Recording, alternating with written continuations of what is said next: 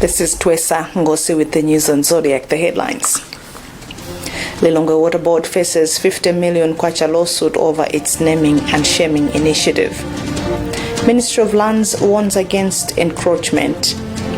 Arrival of COVID-19 sample tests delay. And in sports, management of Super League outfit Blue Eagles dissolves the club's executive committee with immediate effect. Now the news in detail.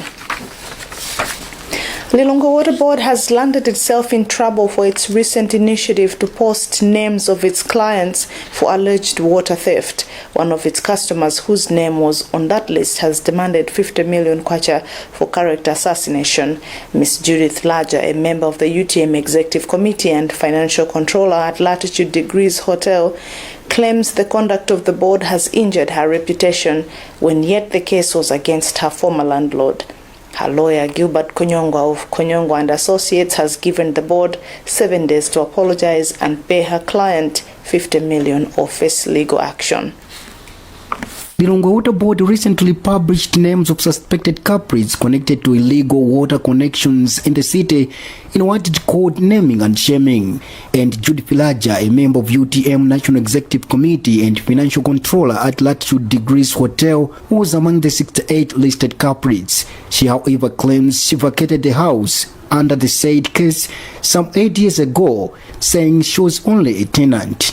In a letter dated 24th of May 2021, Laja's lawyer Gilbert Konyongwa of Konyongwa and Associates says the issue involves the landlord and not the tenant. He has faulted the Lilongwe Water Board for failure to do its homework properly and also engage his client if indeed the said water theft crime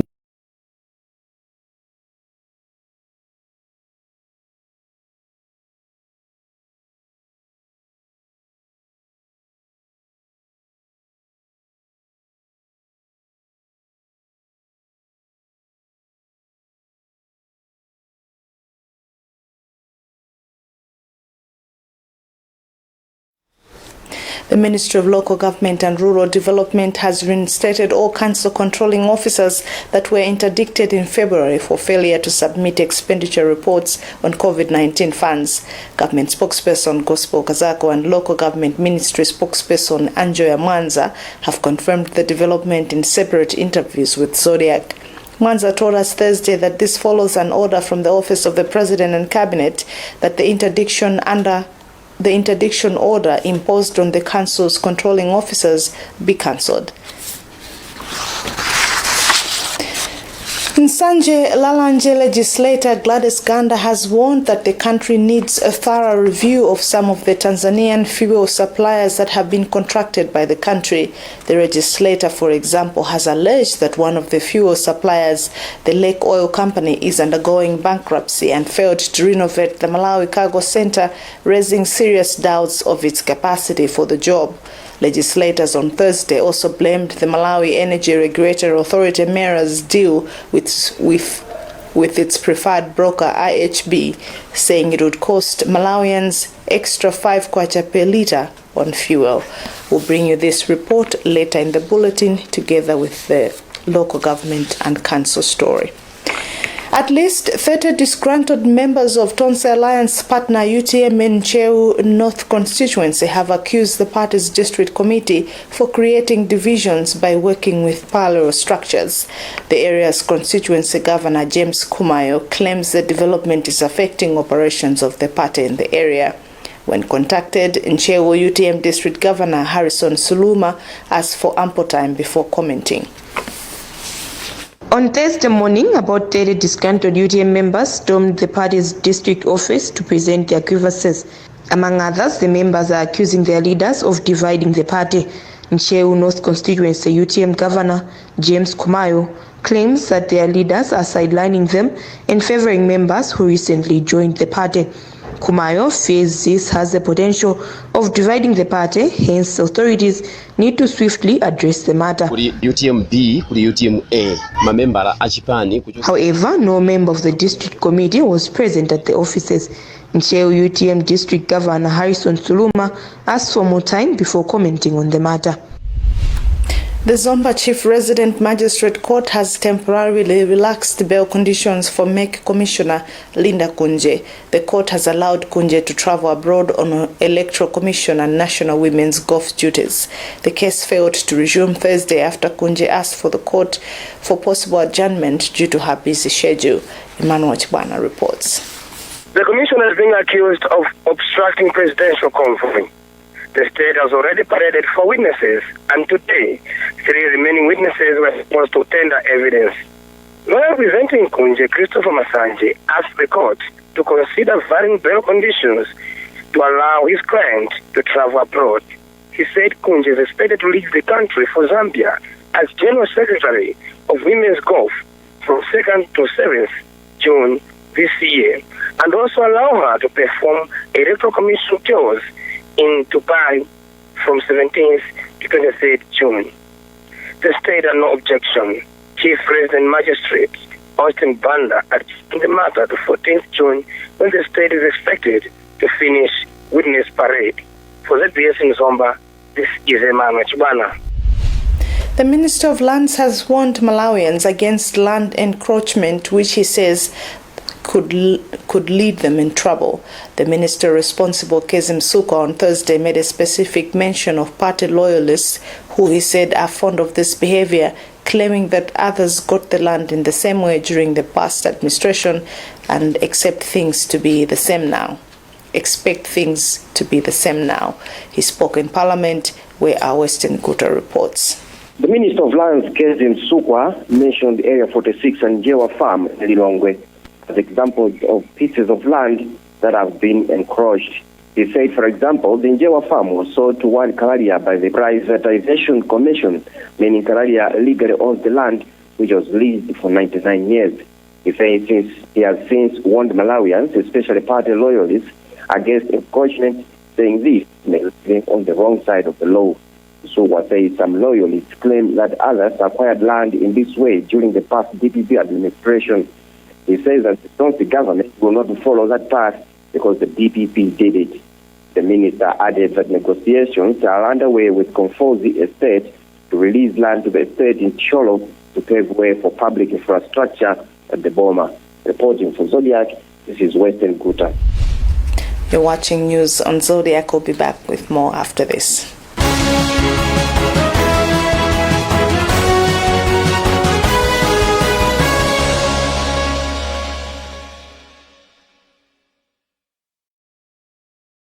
Like every mom, you want the best for your child. Happy birthday. You feed her mind and nurture her body. And you understand there are times you have to let her pick herself up when she falls. You make sure she knows the joy of sharing happy moments with family. And when everything comes together, you above all others will share the taste of success with her. Blue Band tastes like mama's love.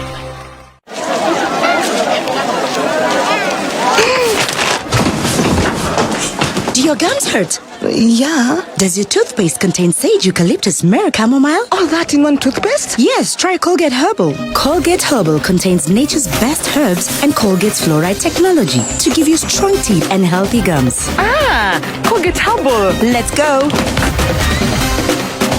Colgate Herbal for strong teeth and healthy gums naturally. Tipolole. Kungonjezera mayunitsi ATNM kuyambira 200 kwacha kapena kuposera pamenepo mutha kukhala mmodzi mwa mamilioneya mu TNM Tipolole promotion.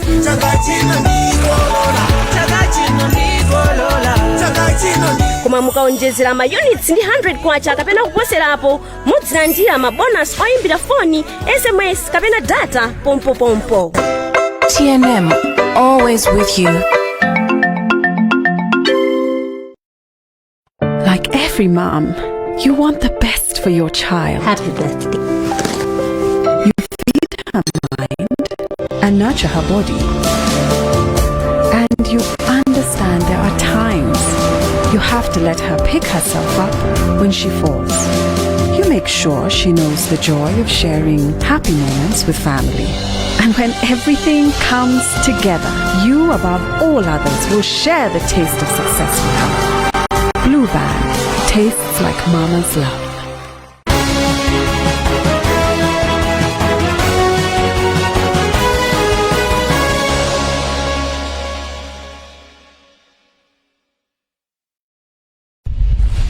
Welcome back. My name is Twesa Ngosi. Here are the top stories again.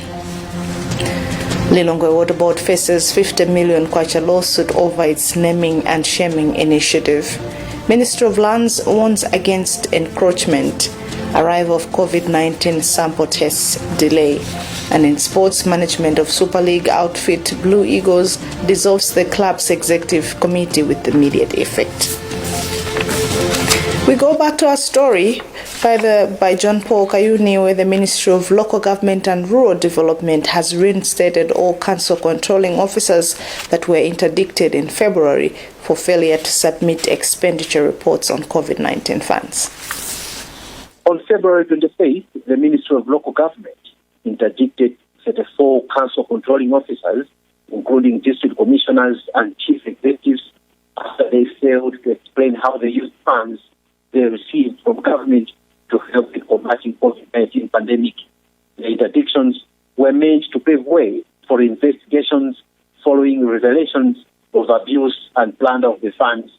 Now, government has backtracked on its earlier decision by reinstating the interdicted officers, government spokesperson Gospel Gazako and local government spokesperson Angela Mwanza are confirmed.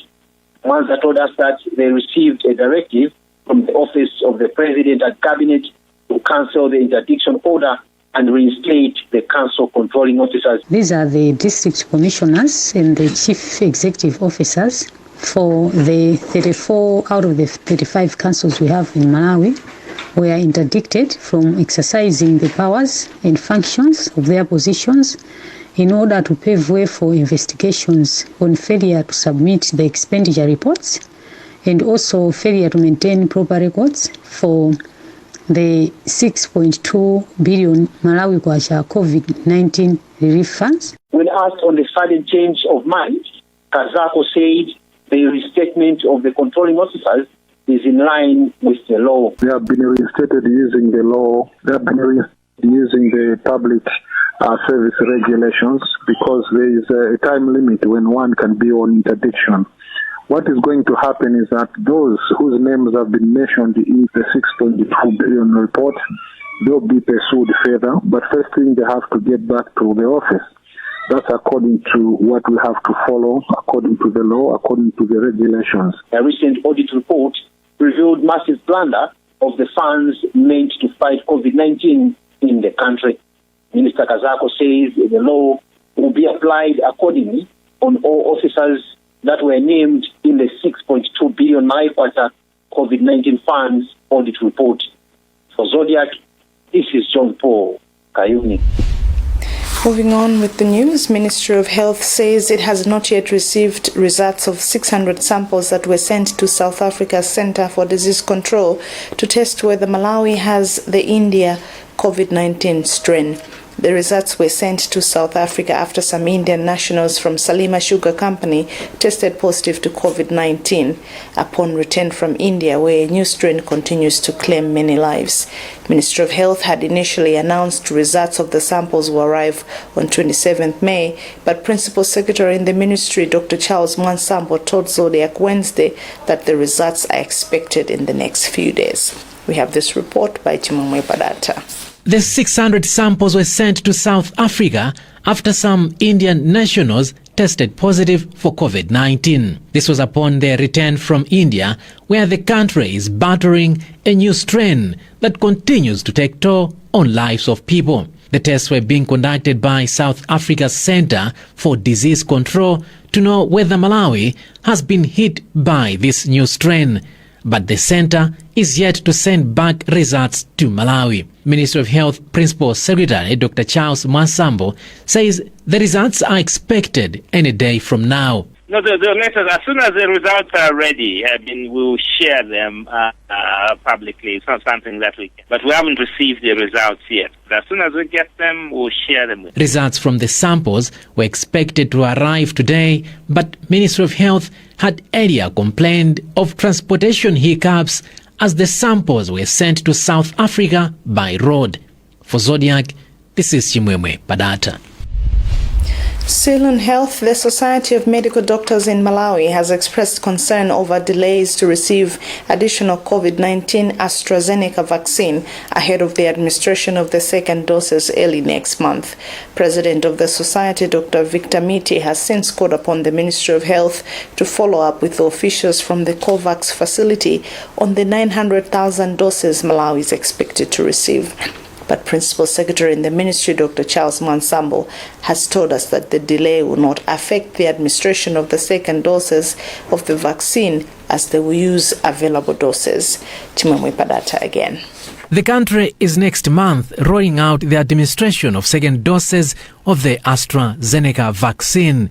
But to date, additional 900,000 jabs from the COVAX facility are yet to arrive in the country. This is worrying the Society of Medical Doctors in Malawi. Dr. Victor Miti is the society's president, who is now asking Ministry of Health to follow up with COVAX to avoid disruptions in the administration exercise of the vaccine. It's quite worrisome that we're not exactly sure as to when we will have the vaccine in the country. But I'm yet to find out, say, where exactly the delay is, but I believe that the best option, of course, would be to sort out where the delay is. In this case, it could be at the manufacturing phase, or it could be at transportation phase. Ministry of Health Principal Secretary Dr. Charles Mwansambo told us the delays will not affect the administration of the second jabs, as the ministry will use the available jabs Malawi is remaining with. Well, we're just waiting to hear from the COVAX facility. They haven't shared that itinerary yet, but the same as I said last hour, as soon as we get the itinerary, we'll share that with you as well. Yes, we're still scheduled to start that. We're scheduled to start that. Because we still have doses that some of which are expiring in July. The COVAX facility will in total support Malawi with 7.6 million doses of AstraZeneca. The country is currently left with close to 200,000 jabs of the more than 500 doses it received. For Zodiac, this is Chimwemwe Padata. We go back to our story by Western Guta, where Nsanje Lalanje legislator Gladys Ganda has warned that the country needs a thorough review of some of the Tanzanian fuel suppliers that have been contracted by the country. Members of parliament from both government and opposition have agreed that it is unacceptable that a company, IHB, is a broker which allows companies to transport fuel in the country. Machinga East Member of Parliament Esther Jolobala said that it is disheartening to note that IHB gets 5 kwacha per every litre, an unnecessary and illegal overhead fee that burdens taxpayers, and IHB has been getting the fee for over 20 years. But the climax of the issue is when Nsanje Lalanje parliamentarian Gladys Ganda said that the Natural Resources and Climate Change Committee should investigate more 2 Tanzanian fuel suppliers engaged to supply fuel, as they do not have financial muscle to do so. Ganda says, for example, Lake Oil has been declared bankrupt in the country and failed to renovate the Malawi Cargo Center in Tanzania when it was contracted to carry out the job. But chairperson of the committee, Welani Chilenga, refuted the claims by Ganda. He further refuted Mera's claims that if NOCMA was to run the fuel transportation, it will lead to the country spending $50 million more, adding Mera is giving such misleading statements because it has depleted the price stabilization fund that cushions price hikes. According to Chilenga, from 20th July to date, IHB has held 95% of fuel, about 300 million litres, from which it got 5 kwacha per litre. For Zodiac, this is Western Guta. Now we turn to sports.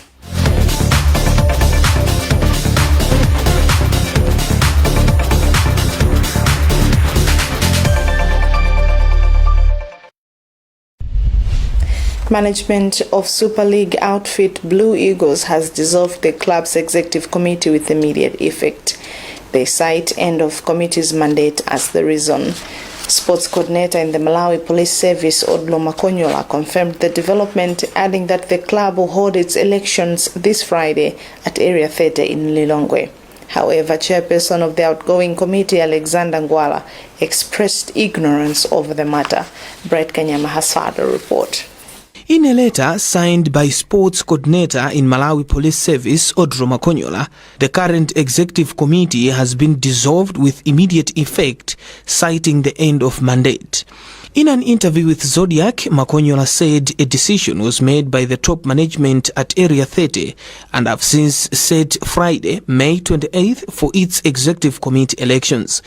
Makonyola, however, dismissed reports that the move has been taken to bring sanity at the Area 30 outfit, as they are currently sitting in the bottom half on the TNM Super League log table. The period of the entire executive committee has expired, so it's like we are just following it. Only that maybe we would do it a long time ago, only that maybe with the pressure of the COVID, so we couldn't do it because we were waiting, maybe we couldn't gather people to do the election, so we were just waiting to have ample time.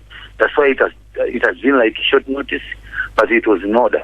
Commenting on the matter, chairperson of the outgoing committee, Alexander Ngwala, said his committee has served for 3.5 years in office and they still have unfinished business to accomplish, hence making a decision to seek re-election. We also heard the same rumor that there will be elections. I think it's on Friday or any time very soon. So as far as Blue Eagles is concerned, and myself, I don't doubt I'm going to contest as a chairperson. Under the outgoing committee's leadership, Blue Eagles scooped a number of trophies, the recent one being the 2019 FICIT Challenge Cup.